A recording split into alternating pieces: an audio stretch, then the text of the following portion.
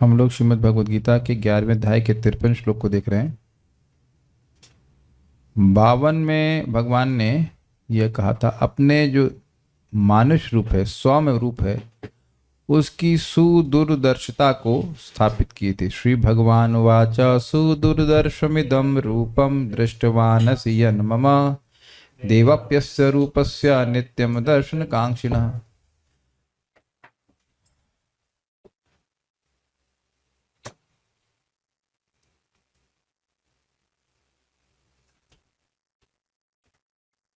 कहते हैं कि आपने ये जो रूप देखा मेरा, वह सुदूरदर्शम है।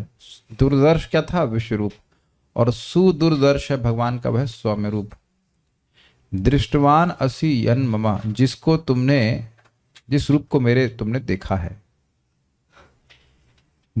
अब इसकी सुदूरदर्शिता को का प्रमाण क्या है? तो इस पे कहते हैं, देवा अप्यस्य रूपस्य नित्यम दर्शन कांक्षणा। जो देवता है वह भी इस रूप को देखने के लिए नित्य ही आकांक्षी रहते हैं, लेकिन वह देख नहीं पाते हैं। और तुमने वैसा देखा है, बल्कि देख रहे हो, देखते ही रहे हो।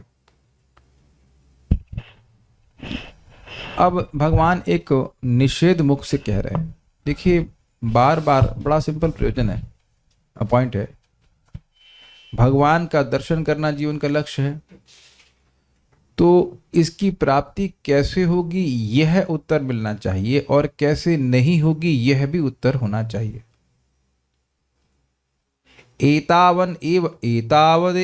एतावदेव जिज्ञासम तत्व जिज्ञासमात्मनः अन्वय व्यतिरेकाभ्याम यत् स्यात् सर्वत्र सर्वदा। बस इतना ही तत्व की जिज्ञासा करेंगे, अन्वय और व्यतिरेक नीति से। अन्वय का मतलब होता है कि यह करेंगे तो निश्चित यह फल मिलेगा, और यह नहीं करें, व्यतिरेक मतलब यह नहीं करेंगे तो यह फल नहीं मिलेगा। तो और ये इसमें यह भी बात आ जाएगी कि इन साधनों से यह फल नहीं मिलेगा, यह भी समझना होगा। तो भगवान इसी पॉइंट को समझा रहे हैं यहाँ पे कि कोई व्यक्ति तत्व जिज्ञासु है तो पूछेगा कि भाई भगवान के इस रूप को हम कैसे देखें। लिंक तो समझ में आ रहा होगा। अर्जुन, तुमने ही देखा है और कोई नहीं देखा है। देवता भी देखते हैं, तो देवता भी देखने की आकांक्षा करते, तुम देख रहे हो तो वो देख नहीं पाते हैं। तो प्रश्न होगा कि भगवान के उस सुदूरदर्श रूप को देखेगा व्यक्ति कैसे? तो भगवान पहले ये स्थापित कर रहे हैं कि कैसे नहीं देख सकते। क्यों? क्योंकि समय कम है, और समय ऐसे साधनों में स्पेंड करने में, खर्च करने में व्यर्थ नहीं करना चाहिए जिससे भगवान की प्राप्ति हो ही नहीं। तो क्या साधन है जिनके द्वारा हम भगवान को नहीं देख पाएंगे, उसको भगवान यहां वर्णन कर रहे हैं, ताकि वहां हमारी मति कभी लगे ही नहीं। मेरे पीछे बोलिए। ना हम वेदैर न तपसा न दाने न चेज्जया। ना हम वेदैर न तपसा न दाने न चेज्जया। शक्य एवं विधो दृष्टुम दृष्टवानसि माम यथा। शक्य एवं विधो दृष्टुम दृष्टवानसि माम यथा। ना हम वेदैर न तपसा न दाने न चेज्जया। ना हम वेदैर न तपसा न दाने न चेज्जया। एक्स्ट्रा ना आ रहा है क्या आपका? ना हम वेदैर न तपसा न दाने न चेज्जया। ठीक है। ना हम वेदैर न तपसा न दाने न चेज्जया। शक्य एवं विधो दृष्टुम दृष्टवानसि माम यथा। शक्य एवं विधो दृष्टुम दृष्टवानसि माम यथा। ना हम वेदैर न तपसा न दाने न चेज्जया। ना हम वेदैर न तपसा न दाने न चेज्जया। शक्य एवं विधो दृष्टुम दृष्टवानसि माम यथा। शक्य एवं विधो दृष्टुम दृष्टवानसि माम यथा। ना है देखना पड़ेगा फिर से। दो है। ना हम वेदैर न तपसा न दाने न चेज्जया। ना हम वेदैर न तपसा न दाने न चेज्जया। शक्य एवं विधो दृष्टुम दृष्टवानसि माम यथा। शक्य एवं विधो दृष्टुम दृष्टवानसि माम यथा। बोलिए। ना हम वेदैर न तपसा न दाने न चेज्जया। ना हम वेदैर न तपसा न दाने न चेज्जया।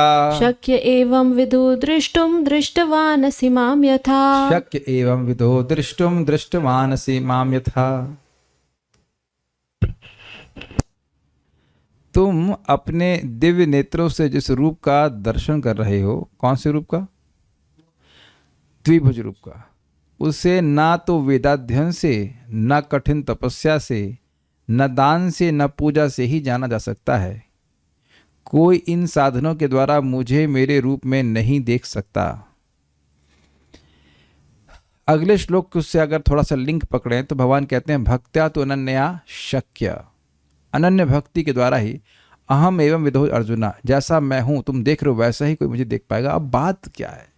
बात बहुत सिंपल सी लगती है, लेकिन देखिए साधक के मन में आ जाएगा कि भक्ति करना तो बहुत आसान है। भगवान को भोग लगाना, जप करना, गीता भागवत सुनना, ये तो बड़े आसान कार्य हैं, इससे इतनी बड़ी उपलब्धि कैसे मिल जाएगी? आपको ये बहुत सिंपल सी बात लगती है। आप में से जो भक्त इतने भाग्यवान हैं कि अभी तक जिंदा बचे हुए हैं भक्ति में, तो आप देख रहे हैं कि बहुत सी मोमबत्तियां बुझ गई हैं। Have you not seen?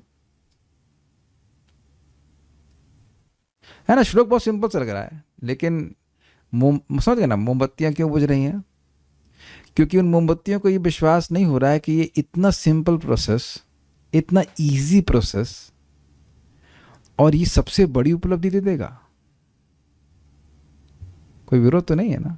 जो भी मोमबत्ती बुझी है वो कहीं और सोच रही, कहीं और मैं बढ़िया से रोशनी प्राप्त करूंगी और चमकती है कहीं जा करके।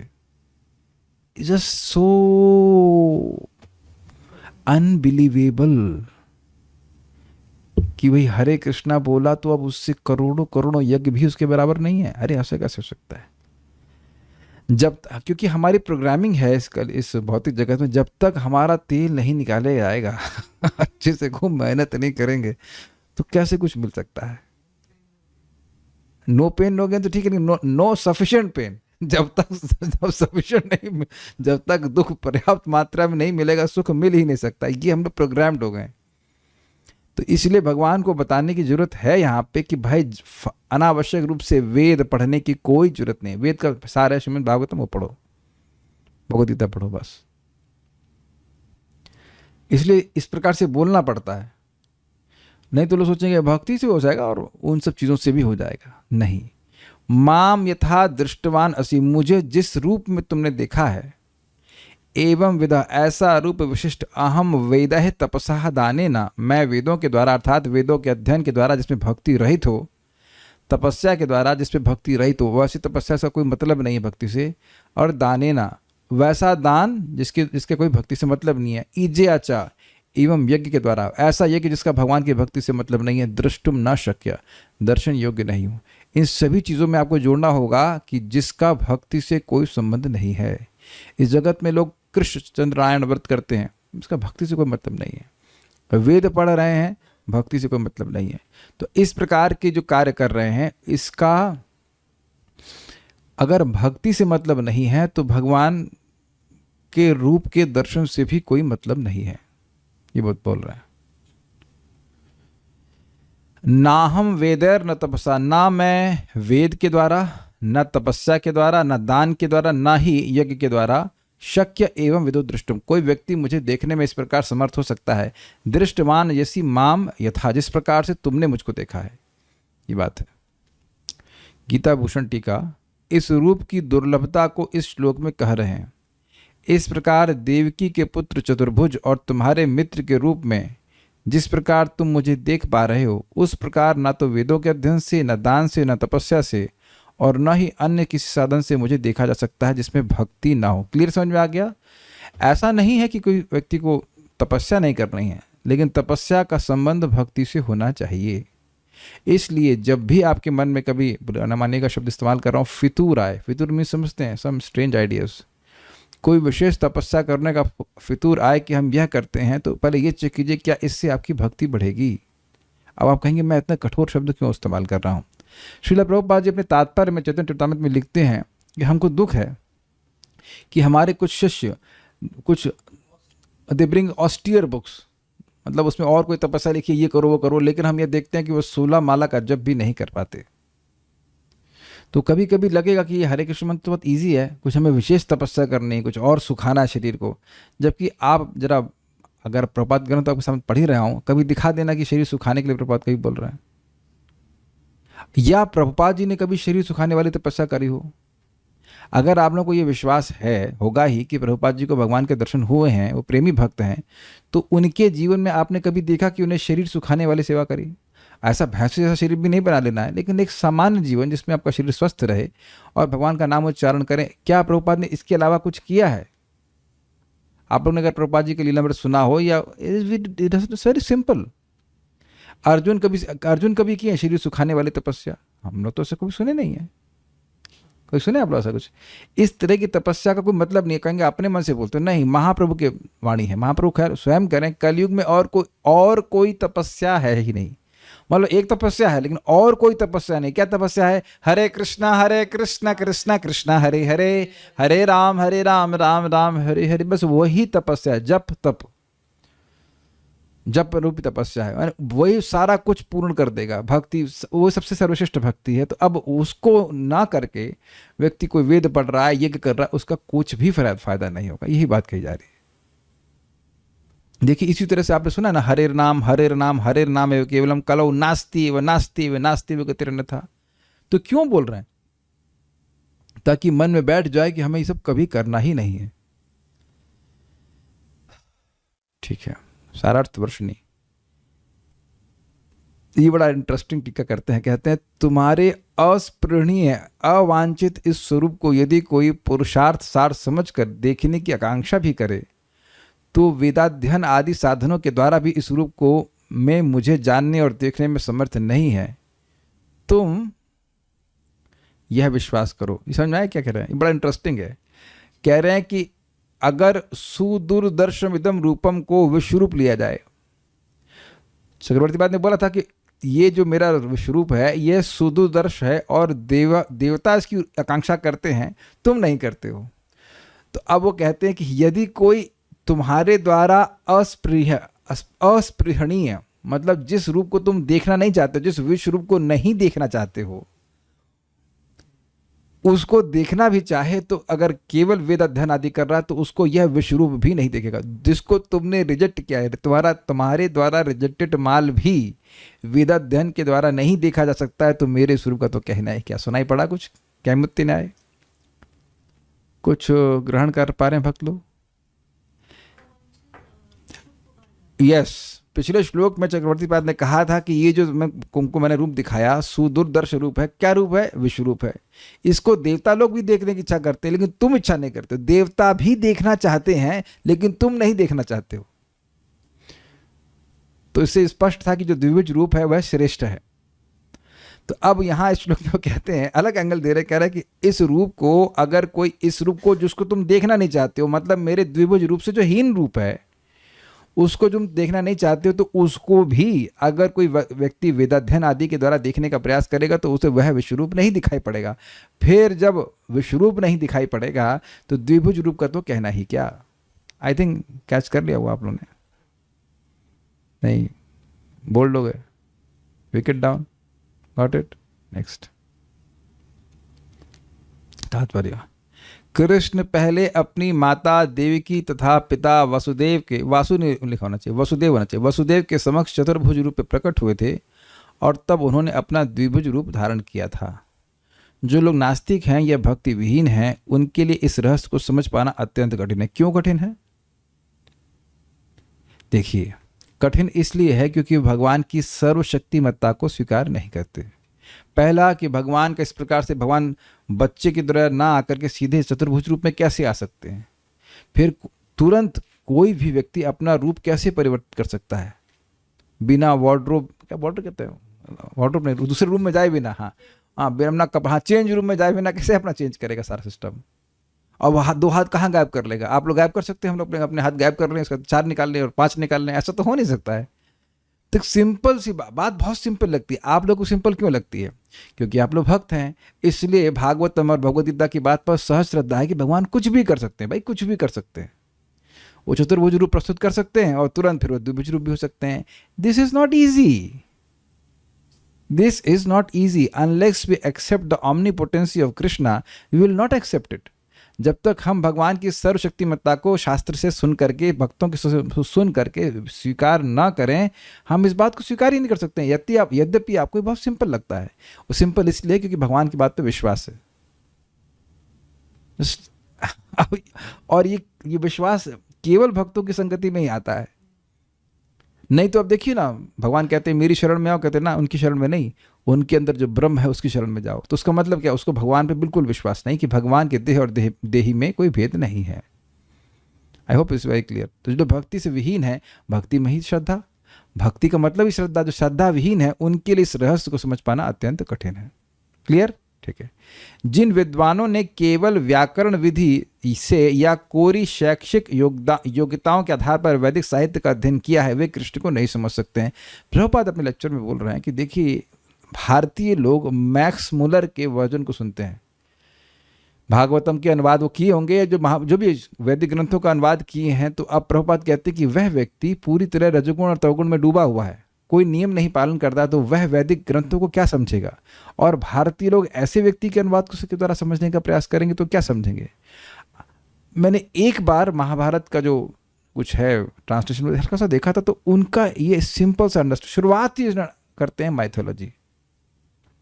वो उसका अनुवाद कर रहे हैं, लैंग्वेज का अनुवाद कर रहे हैं, लेकिन वो यही मान रहे हैं कि ये सब माइथोलॉजी है। जैसे भीम जो है वो जहर दे दिया, वो नीचे चले गए, पाताल लोक में चले गए, ऐसा कुछ नहीं, पाताल लोक वगैरह कुछ नहीं है, ऐसे ही बस कहानी गा दी गई है।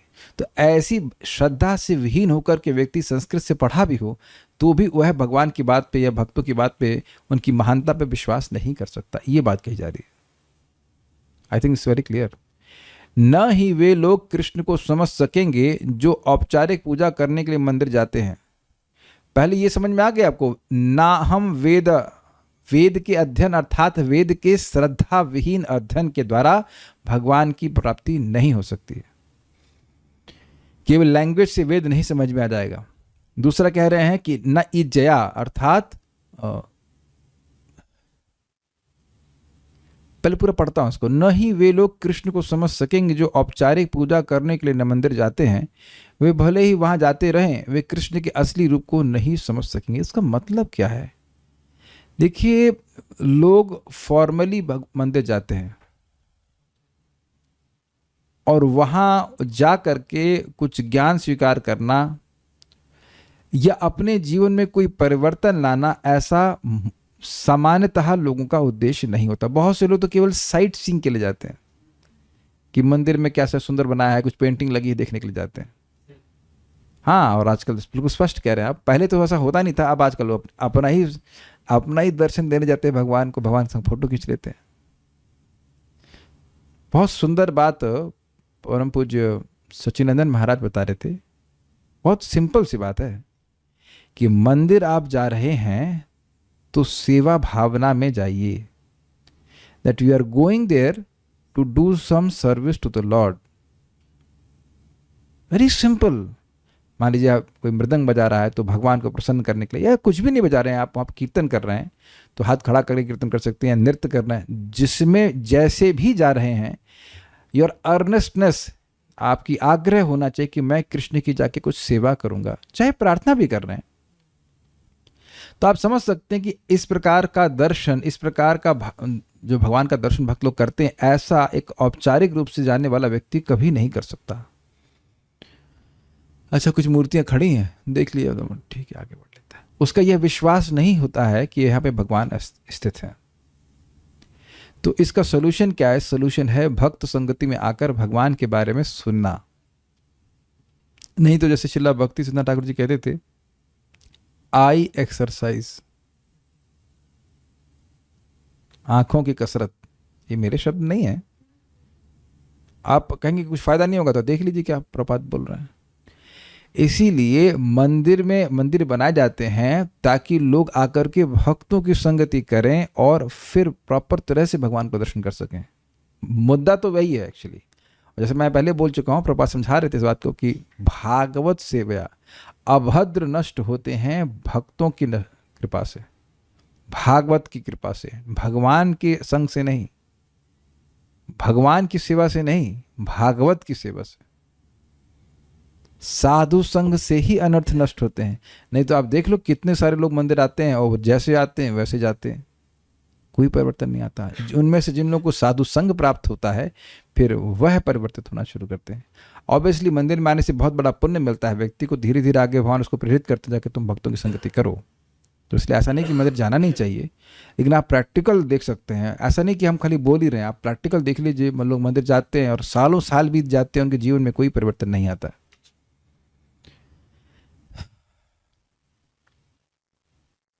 कृष्ण को तो केवल भक्ति मार्ग से समझा जा सकता है, जैसा कि कृष्ण ने स्वयं अगले श्लोक में बताया है। उसकी वो बहुत लंबा है, इसलिए मैंने आज उसको नहीं लिया। तो क्या नहीं करना है वो आज हमने सीख लिया, और वो ये है कि कोई भी साधन जो भक्ति से रहित है उसमें कोई दम नहीं कि भगवान की प्राप्ति करा सके। तो ऐसे साधनों को करने का या करने वालों का हमने आश्रय नहीं लेना है। अब कैसे भगवान दिखेंगे उसको हम लोग कल भगवान ने चाहा तो सुनेंगे। So stop now. कोई प्रश्न है? नहीं, स्पष्ट है। श्रीमद् भगवद गीता की जय, श्रील प्रभुपाद की जय, निताय गौर प्रेमानंदे। भक्त ने पूछा है कि भाई यहाँ कह रहे हैं कि वेद के अध्ययन के द्वारा तुम मुझे नहीं देख सकते हो, और 15वें अध्याय के 15वें श्लोक में कहते हैं कि वेद के द्वारा मुझे जाना जाता है। तो पॉइंट क्या है? पॉइंट क्या है? पॉइंट ये है कि देखिए वेद का टॉपिक क्या है। वेद में केवल 3 टॉपिक हैं, किसी को पता है? तो 3 टॉपिक भी याद नहीं है लोगों को। ओके, नहीं,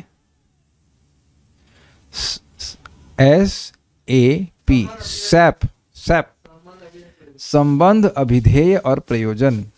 जीवात्मा का क्या संबंध भगवान से है, उस संबंध को कैसे जागृत किया जाए, अभिधेय, और प्रयोजन है भगवान का प्रेम। तो अगर इस अंडरस्टैंडिंग संग कोई वेद पढ़ रहा है तो सही पढ़ रहा है, उसे भगवान की बात समझ में आ जाएगी। भाई अभिधेय क्या है? भगवान की भक्ति, यही भगवान अगले श्लोक में बताएंगे। लेकिन वेद पढ़कर यही हल्ला कर रहा है कि भगवान निराकार है, तो फिर वह वेद को समझ ही नहीं पाया। ये बात है। इट्स लाइक बोतल है और बोतल को व्यक्ति बाहर से चाट रहा है, तो बोतल तक पहुंच गया है, लेकिन बोतल के अंदर का जो मटेरियल है वो उस तक वह नहीं पहुंच पाया है। तो वेदों का प्रयोजन भगवान की भक्ति ही है। तो इसलिए दोनों बातों का समन्वय हो जाता है। अगर वेद व्यक्ति पढ़ रहा है भक्तिहीन होकर के, श्रद्धाहीन होकर के, उसे भगवान पे विश्वास ही नहीं है, वो कहता है कि वेदों में भगवान कहाँ है, उसे पूछो कहाँ नहीं है तुमको दिख ही नहीं रहा है, तो क्या कर सकते हैं? तो ऐसे व्यक्ति की वेद पढ़ने से फायदा नहीं होगा। निर्विशेष शून्यवाद का लिटरल मीनिंग क्या है? निर्विशेष, विशेष मतलब स्पेशल, और निर्विशेष मतलब जिसमें कोई स्पेशल नहीं हो। जैसे हम सब लोग यहाँ स्पेशल हैं कि नहीं? क्योंकि हम लोग में भिन्न भिन्न रूप है, गुण है कि नहीं? सब लोग एक ही हैं क्या? यहाँ सब लोग एक हैं? नहीं, सब लोग अलग अलग हैं। तो निर्विशेष मतलब जहाँ पे अलग अलग कोई भेद नहीं हो, तो ये ब्रह्मज्योति को कहा जाता है। तो निर्विशेष का मतलब ये। शून्य का मतलब क्या है? शून्य मतलब जीरो। अब ये शून्य ऐसा कुछ है नहीं, लेकिन उनकी धारणा है कि मुक्ति के बाद आप शून्य में लीन हो जाओगे। तो शून्यवाद का मतलब यही होता है कि व्यक्ति ऐसा सोच रहा है कि कुछ जीरो है। जीरो कुछ है नहीं, लेकिन वो सोचता है ऐसे, और तो कुछ है नहीं। ठीक है, सो स्टॉप। हरे कृष्णा।